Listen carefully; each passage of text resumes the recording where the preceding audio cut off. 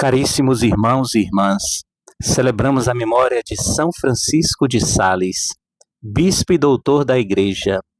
A liturgia nos conduz à vida espiritual.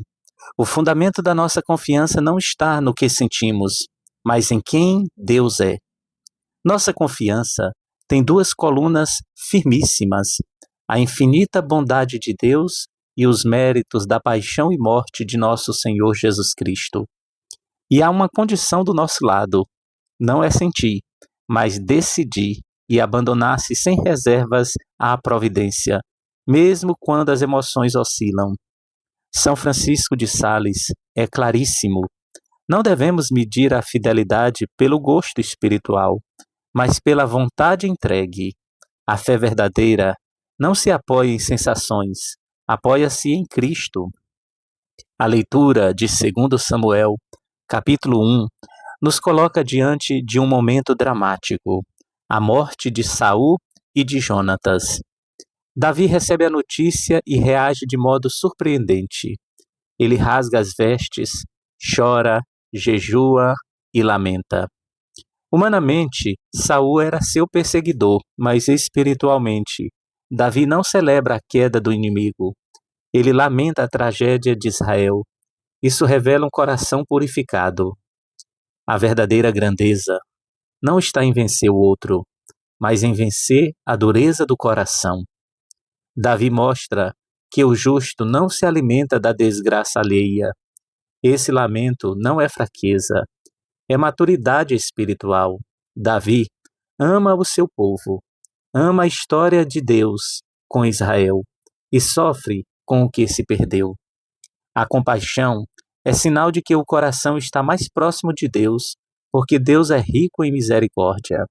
Davi não entende tudo, mas não abandona Deus. Ele sofre diante de Deus, e isso é fé. A fé pode ser posta à prova. O mundo em que vivemos parece muitas vezes bem distante do que a fé nos assegura. O Evangelho de Marcos, capítulo 3, versículos de 20 a 21, é curto, mas profundo e até doloroso. Diz o texto: Jesus voltou para casa e de novo se reuniu tanta gente que eles nem podiam comer.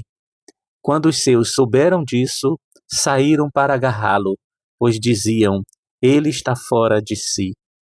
Jesus é tão entregue à missão, tão consumido pelo amor ao Pai e pelos pobres, que sua vida começa a ser interpretada como exagero, desequilíbrio, fanatismo, e isso acontece até dentro do círculo familiar e social. A santidade incomoda porque denuncia sem palavras a mediocridade do mundo. Quando Cristo ama de verdade, os homens que não querem mudar preferem dizer: ele enlouqueceu. Muitos chamam de loucura aquilo que não consegue compreender espiritualmente. O amor radical de Cristo ultrapassa a lógica comum. Jesus não seguia pelo que os outros pensam. Ele seguia pela vontade do Pai. Ele não vive de aprovação, vive de obediência. E isso nos cura, porque um dos maiores cativeiros do coração humano é viver do olhar dos outros. O magistério nos recorda que a vida cristã é configuração a Cristo. O caminho da perfeição passa pela cruz. A homilia de hoje precisa nos libertar de um erro muito comum: achar que confiar em Deus é sentir paz o tempo todo. Não. Muitas vezes, confiar será rezar sem gosto, permanecer fiel sem consolo, obedecer sem entusiasmo, amar sem aplausos e continuar caminhando mesmo sem entender. São Francisco de Sales ensina: não devemos nos preocupar tanto com o que sentimos, porque muitas exultações são distrações do amor próprio. O que Deus pede não é sensação de entrega, mas resolução de entrega. O amor se prova mais na fidelidade do que no fervor. O ato principal da caridade está na vontade, pois amar é querer o bem do outro por Deus, mesmo quando as emoções não ajudam. Para concluir, contemplemos o testemunho de São Francisco de Sales, bispo de Genebra e doutor da Igreja. mestre incomparável da mansidão e da confiança. Ele viveu num tempo de tensões religiosas e grandes feridas na cristandade.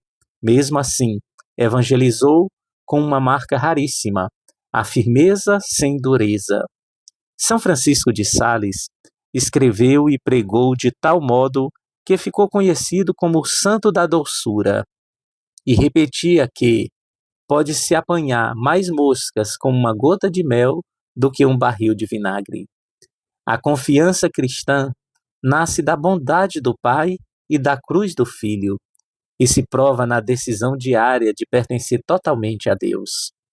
Nós te pedimos, Santíssima Virgem Maria, que nos acolhas na humilde casa de Nazaré, para contemplarmos a admirável vida que ali levaste com Jesus e José.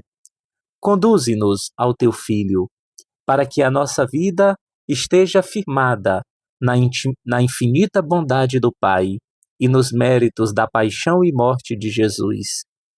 E quando nossos sentimentos vacilarem, dá-nos a graça de manter firme a resolução, ser totalmente de Deus, sem reservas para sempre. Deus abençoe você e a sua família, em nome do Pai, e do Filho, e do Espírito Santo. Amém.